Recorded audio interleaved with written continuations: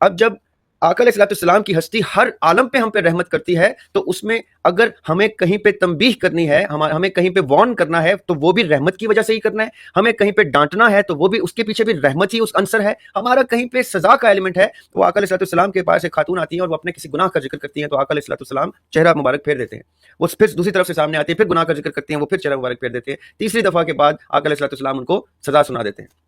اب سزا کے پروسیس میں کسی صحابی سے ان کے اس خاتون کے بارے میں کوئی ایسے کلمات صادر ہو جاتے ہیں جو نازیبہ ہوتے ہیں, تو آقا علیہ السلام کہتے ہیں ان صحابی کو کہ ان کو, اس عورت کو برا مت کہو کیونکہ تم نہیں جانتے یہ اس وقت جنت کے کس مقام پہ ہے.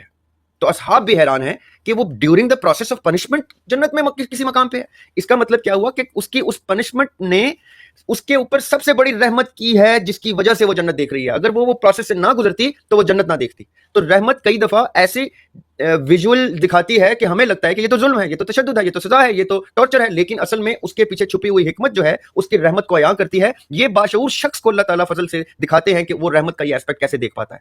یہ between the lines and amidst the grey matter آپ نے یہ بلیک اینڈ وائٹ شعور کی روشنی سے دیکھنا ہوتا ہے, آئیڈینٹیفائی کرنا ہوتا ہے کہ رحمت کے کون کون سے عنصر ہیں. وہ حضرت عمر رضی اللہ عنہ کا ہی ذکر میں دوبارہ کروں گا کہ ان کے بیٹے کو سزا ملی تو وہ شہر میں نہیں تھے, وہ ٹریول میں تھے, تو ان کو پتہ چلا ان کے بیٹے کو سزا دی گئی ہے ان کی غیر موجودگی میں. تو انہوں نے بیٹے کو اونٹ پہ یا گھوڑے پہ لاد کے کہا کہ بھیج طرف بھیجو اور دوبارہ سزا دینے کا حکم دیا. تو ان کے کمپینینز نے اعتراض کیا, یعنی کوشچن کیا کہ آپ اس کو تو سزا مل چکی ہے.